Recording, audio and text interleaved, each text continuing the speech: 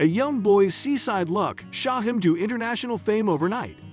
A seemingly regular palm tree was caught off guard by the amount of attention it received, and it stunned many people with the discovery. Many researchers continue to go to his remote village, hoping to uncover the truth about the beach's mysterious origins. What can be said with absolute certainty is that the boy's future is substantially different from how it was. Eddie's dad is a crew member, and he fishes every day.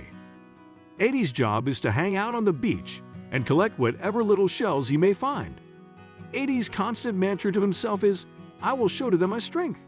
However, something extra special happened this day that beat all his other accomplishments. With the sun's recent rise over the horizon, the darkness started giving way to the end of the day. But at this hour, when most of the fishermen were still sound asleep, Eddie was busily gathering the tiny mussels washed up on the shore by the waves. He worked for hours, and this helped him earn a reasonable wage. The basket of tiny shellfish on his back was almost halfway filled in less than an hour. The flavor of little shrimp and small crabs is significantly more delectable than that of larger seafood. Eddie's attention was focused on the shoreline, where he planned to pick up the next batch of washed-up fish. This prevented him from noticing any suspicious goings-on in the area. Eddie glanced forward at the waves and continued to walk ahead. He would repeatedly retreat as a wave approached, and then spring forward to collect mussels once the water calmed down. Due to this, he made rapid trips back and forth between the shore and the water. Something unexpected stopped his path, and he walked on the mystery item, which caused him to yell out in agony. Then it landed on the damp sand with a plunk. He reflexively clutched at his swollen toe. However, that's not even the most frustrating part. The produce he had worked so hard for spilt out of the baskets he was carrying and all over the beach. Tiny crabs and other invertebrates stumbled away, making their way to the ocean. Eddie, who was still standing, had yet to comprehend that all his efforts were for nothing. Finally, after what seemed like an eternity, he looked up. After investigating, he found that a palm tree had collapsed and caused the startling noise. It had to have happened then because of the storm the night before. His carelessness led him to completely miss this enormous tree. But there was more. Palm trees lined the beach as far as the eye can see. The island was formerly considered to be one of the world's most picturesque bays, but an unexpected storm destroyed the beach. It was a shame. But Eddie didn't have time to weep over the fallen trees, since he immediately saw something that seemed to be in action. Giant palm fronds flowed in the water, and tree roots were ripped from the ground and exposed on the beach. The tree itself was quite normal, but Eddie's excitement was piqued when he saw movement under the tree's base. He dropped to one knee and peered inside at once. As he listened closely, he could make out a faint digging noise. He got down and dirty, digging up roots with his hands. His destiny has taken a surprising turn since then. He used both hands to pry apart the roots until he got a good hold on the squirming critter. He couldn't tell what the animal was, but he could sense its anguish. At long last, he was able to pick up the dangerously pointy creature, and he had no remorse for what he had done. He had never seen anything like this crab before. Its size is greater than that of common crabs, but the unique hue is what really stands out. A life spent near the ocean has exposed him to almost every type of crab, so he is certain that this is an extremely unusual specimen. Eddie understood instantly what he needed to accomplish. He dumped the contents of his basket under the shade of a palm tree and trudged across the beach to his house. He quickly dialed the number of his trusted buddy, Rafa. His dad is a seasoned marine researcher. Rafa's dad would be the best person to consult for advice if you could only speak to one person.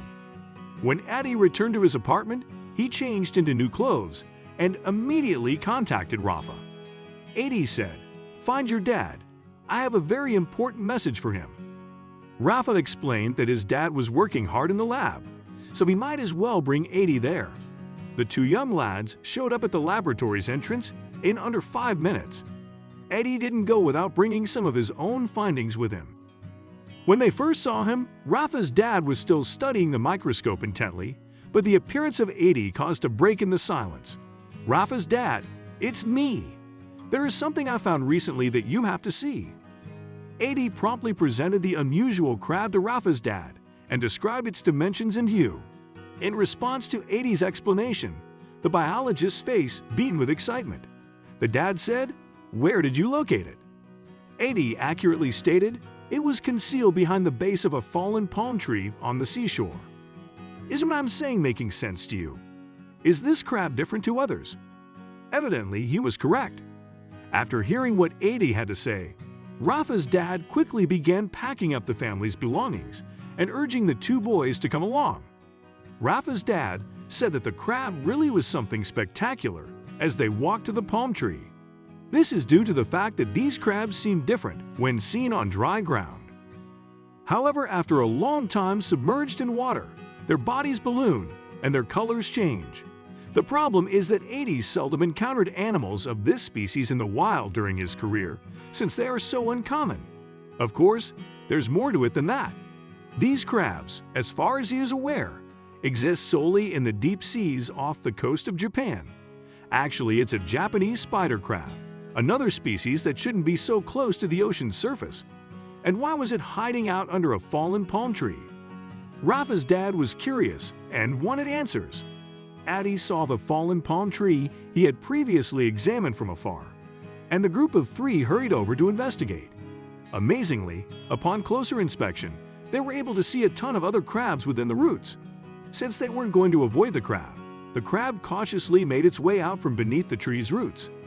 Both 80 and Rafa mistook it for a large crab. The crabs, as Rafa's dad pointed out, may reach a maximum size of 3.5 meters. However, where do they originate? Rafa's dad offered some details about the crabs. Crabs have a hard time going back into the water if they get too close to the current. The group, therefore, looked for a hiding spot on the beach. As soon as the tide begins to rise, they will hastily make their way into the water. 80 was also relieved to hear such intriguing information, since it meant that Rafa's father had finally answered his questions. 80 appreciates all Rafa's dad has done for him and the fascinating science he's taught him. He may return home and tell his father everything about it now. Many marine scientists have been puzzled about the origins of the Japanese spider crab in this maritime region until now. Still, 80 is very pleased with his happy accident.